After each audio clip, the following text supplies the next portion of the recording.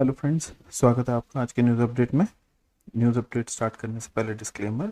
हम आपको कोई भी फाइनेंशियल एडवाइस नहीं दे रहे हैं। क्रिप्टो में इन्वेस्टमेंट आपको अपनी एनालिसिस के बाद ही करनी है, क्योंकि प्रॉफिट और लॉस आपका अपना होगा और ये मार्केट काफ़ी रिस्की है, तो अच्छे से समझिए उसके बाद ही अपनी इन्वेस्टमेंट करिए। तो चलिए चलते हैं न्यूज़ अपडेट की तरफ। तो न्यूज़ अपडेट में सबसे पहले जो न्यूज़ कवर कर रहे हैं वो है यहाँ पर हमारे पास इथेरियम 2.0 की।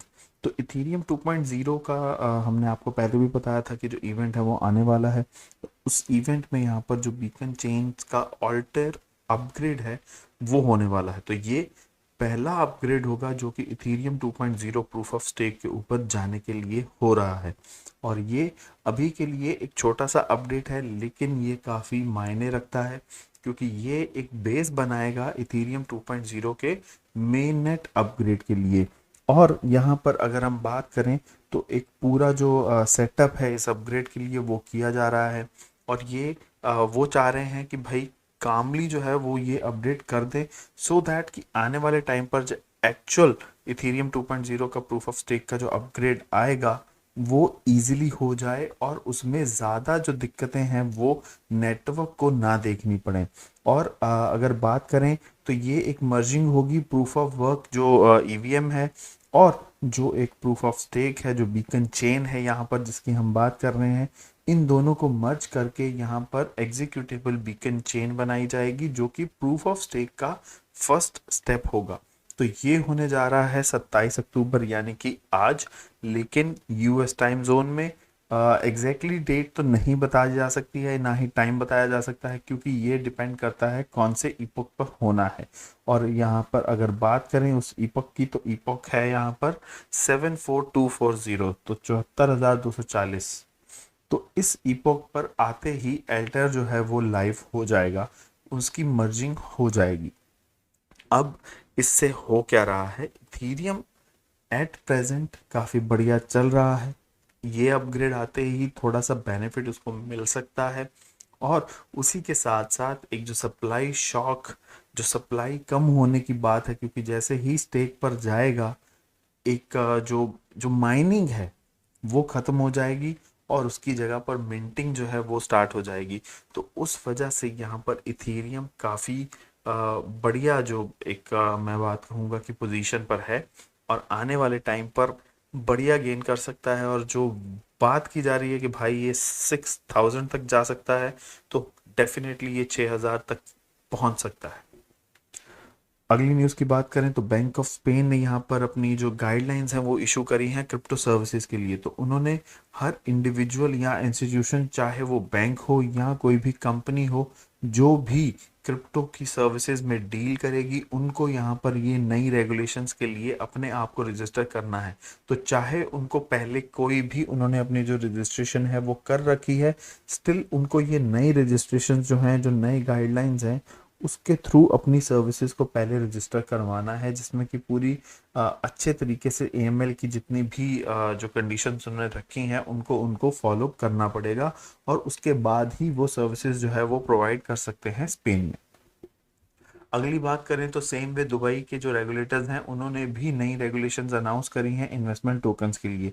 तो यहाँ पर दुबई एक ऐसी कंट्री बनकर उभर रही है जो डिजिटल वॉलेट या हम ये कहें कि डिजिटल एसेट्स की जो इंडस्ट्री है उनमें सबसे आगे बढ़ रही है। बहुत जल्दी से अपनी जो रेगुलेशंस हैं उनको लेकर आ रही है, जिसकी वजह से एक फेवरेबल जगह बन चुकी है क्रिप्टो के इकोसिस्टम के लिए। तो उसी यहाँ पर कड़ी में उन्होंने एक और यहाँ पर अपनी जो रेगुलेशन है वो निकाली है सिक्योरिटी टोकन्स या डेरिवेटिव टोकन्स के लिए। तो अब इस फ्रेमवर्क के ऊपर वहाँ पर आप कोई भी नया टोकन जो है वो भी जल्दी से लीगलाइज वे में निकाल सकते हैं।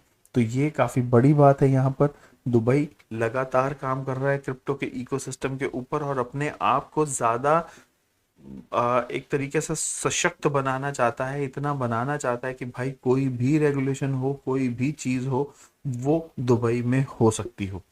अगली न्यूज़ की बात करें, शिबा इनू का यहाँ पर जो एक अपडेट है कि शिबा इनू काफ़ी बड़े लेवल पर जो इसकी जो एक तरीके से वैल्यू है उसमें बहुत बड़ा इजाफा हो रहा है, बहुत गेन कर रहा है। लेकिन यहाँ पर अब एग्जॉशन जो है वो हो सकती है। और इसके थ्रू 25 से 35% की गिरावट भी आपको देखने को मिल सकती है। जो लगातार इतना बड़ा गेन शिव ने लिया है वीक बाय वीक, तो उसमें एक गिरावट देखने को मिल सकती है और उसकी वजह से शिव में आपको एक पुल बैक देखने को मिल सकता है। और अगर ये पुल बैक आता है तो आपको उससे पहले ही अपना जो प्रॉफिट है उसको निकालना है और फिर से वापस से उसमें अपना पैसा डालना है। तो अब आपको शिव के ऊपर थोड़ा ध्यान रखना है। हल्की सी गिरावट अगर आपको देखने को मिलती है उस पे ना जाएं। जैसे ही मिनिमम 10% की गिरावट आती है दैट मीन्स आपको वहां से अपना प्रॉफिट निकालना है और वापस से बाय इन के लिए रेडी रहना है। अगली न्यूज़ यहाँ पर रारिबल और अडोबे के बीच में। तो अडोबे एक बड़ी सॉफ्टवेयर कंपनी है। अब इन दोनों के बीच में यहाँ पर पार्टनरशिप होने वाली है और वो पार्टनरशिप हो रही है कि एनएफटी के जितने भी क्रिएटर्स हैं उनको एक प्रोटेक्शन मिले कि भाई उनका जो भी एनएफटी है उसकी कॉपी नहीं होगी या उसको यहाँ पर एक तरीके से डिस्ट्रॉय नहीं किया जा सकेगा। तो इसके लिए अडोबी और रारिबल दोनों मिलकर आ रहे हैं और ये मिस इन्फॉर्मेशन और वेरीफाइबल ट्रुथ जो होता है एनएफटी के लिए कि भाई ये सही चीज है कि नहीं है, जैसे पायरेटेड तो नहीं है, इस चीज के लिए यहाँ पर वो एक जो अडोबे का अपना एक पूरा प्लेटफॉर्म है उसको यूज करके रारिबल जो है वो एनएफटी क्रिएटर्स को अपने वॉलेट एड्रेसेस प्रोवाइड करवाएंगे सो दैट कि उनका जितना भी काम है वो ट्रुथ हो। उनके जो भी उनके कंटेंट है एनएफटीज वो वेरीफाई हो सके कि हाँ भाई ये ओरिजिनल ही है या नहीं है। तो इस चीज़ के लिए रारिबल और अडोबे बहुत बड़ा अपना जो टाई अप है वो पार्टनरशिप जो है वो कर रहे हैं और इसके बाद अपनी पूरी की पूरी जो डेवलपमेंट है वो एनएफटी के इकोसिस्टम के लिए यहाँ पर कर रहे हैं। तो आने वाले टाइम पर रारिबल में भी आपको एक पंप देखने को मिल सकता है इस इंटीग्रेशन की वजह से। अगला इंटीग्रेशन है एप्पल फॉर्थ और एवलांच के बीच में। अब ये दोनों करने क्या जा रहे हैं? अभी तक जितने भी स्टेबल कॉइन्स हैं वो सारे के सारे सेंट्रलाइज्ड जो एक्सचेंजेस हैं या फाइनेंशियल हैं उनके हैं। कोई भी stable coin at present available नहीं है जो डीफाई का हो। तो अब वो यहाँ पर दोनों इंटीग्रेशन कर रहे हैं एम्पल फॉर्थ और एवलांच और वो लेकर आने वाले हैं स्टेबल कॉइन का ऑल्टरनेटिव डीफाई के ऊपर। तो डीफाई के ऊपर वो अपना स्टेबल कॉइन का जो ऑल्टरनेटिव है वो लेकर आने वाले हैं एएमपीएल। तो एएमपीएल को यहाँ पर लाकर वो जो भी आप एट प्रेजेंट स्टेबल कॉइन्स के साथ परफॉर्मेंस या ये कहें कि जो एक्शंस आप परफॉर्म कर सकते हैं वो सारे एक्शन आप एएमपीएल के साथ एम्पल फॉर्थ का जो टोकन यहाँ पर वो बनाने जा रहे हैं स्टेबल कॉइन का उसके साथ भी आप वो सारे फीचर कर सकते हैं। तो अगर ऐसा होता है तो आने वाले टाइम पर आपको एम्पल फॉर्थ और उसी के साथ साथ एवलांच दैट मीन्स एवीएक्स टोकन इन दोनों में बढ़िया गेन देखने को मिल सकती है। अगली न्यूज़ की बात करें तो साउथ कोरियन जो पेंशन फंड है यहाँ पर टीचर्स का पेंशन फंड है, टीचर्स क्रेडिट यूनियन, अगर हम बात करें यहाँ पर केटीसीयू कोरियन टीचर्स क्रेडिट यूनियन, तो ये फंड प्लान कर रहा है कि 2022 में वो बिटकॉइन के ईटीएफ के ऊपर अपना पैसा जो है वो लगाने जा रहा है। तो अब हम बात यहाँ पर कर रहे हैं कि जितने भी पेंशन फंड्स हैं या वो फंड्स जो कि एम्प्लॉय के लिए रखे हुए हैं वो सारे फंड अब बिटकॉइन के ईटीएफ में यहाँ बिटकॉइन में अपना पैसा लगाकर अपनी मनी को डबल या ट्रिपल करने की बात यहाँ पर सोच रहे हैं।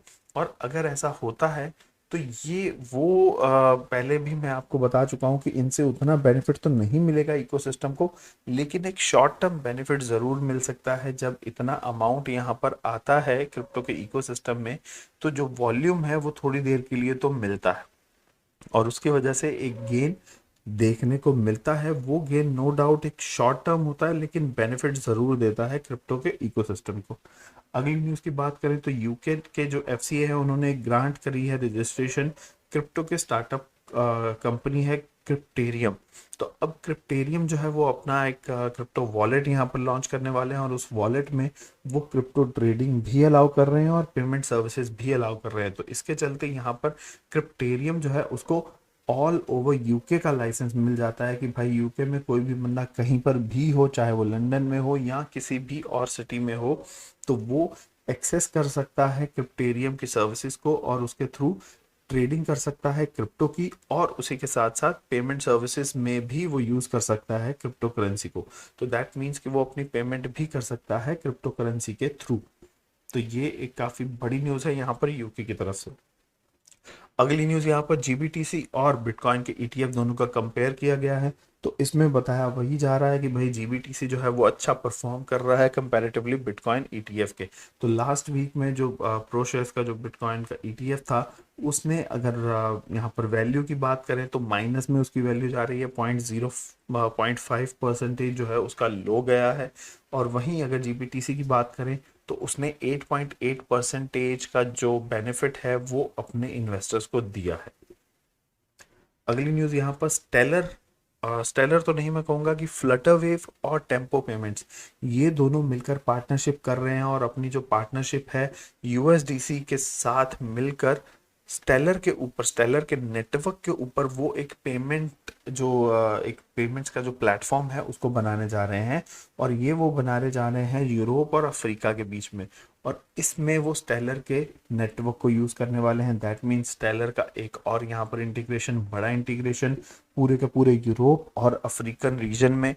और इसको यहाँ पर जो लेकर आ रहे हैं वो फ्लटर वेव और टेम्पो पेमेंट्स मिलकर लेकर आ रहे हैं, और ये बेस कर रहे हैं वो स्टेलर के नेटवर्क के ऊपर। तो इससे जो पेमेंट सर्विसेज, रेमिटेंस सर्विसेज का जो एक बड़ा, अगर मैं बात करूँ यहाँ पर जो यूरोप और अफ्रीका का जो रीजन है, उसमें वो अपनी रेमिटेंस की सर्विसेज को लेकर आ रहे हैं स्टेलर के प्लेटफॉर्म के ऊपर। तो स्टेलर यहाँ पर गेन कर सकता है इस इंटीग्रेशन की वजह से। अगली न्यूज़ ओके कॉइन जो एक्सचेंज है, उनकी रिपोर्ट के अकॉर्डिंगली ऑल्ट कॉइन जो है एट प्रेजेंट, ऑल्ट कॉइन को जो ड्राइव मिल रही है वो इंस्टीट्यूशनल इंटरेस्ट की वजह से मिल रही है, और उसी की वजह से ही यहाँ पर ओवरऑल जो क्रिप्टो का इकोसिस्टम है वो गेन कर रहा है 2021 में। तो ये रिपोर्ट ओके कॉइन की तरफ से आई है। तो फ्रेंड्स, ये थी हमारी आज की न्यूज़ अपडेट। आपको कैसी लगी ज़रूर बताइएगा, और उसी के साथ साथ चैनल को भी सब्सक्राइब करें और बेल नोटिफिकेशन का आइकन ज़रूर दबाएं ताकि आपको वीडियो के नोटिफिकेशन टाइमली मिलते रहें। तो मिलेंगे अब आपसे अगली न्यूज़ अपडेट में, तब तक के लिए थैंक यू वेरी मच।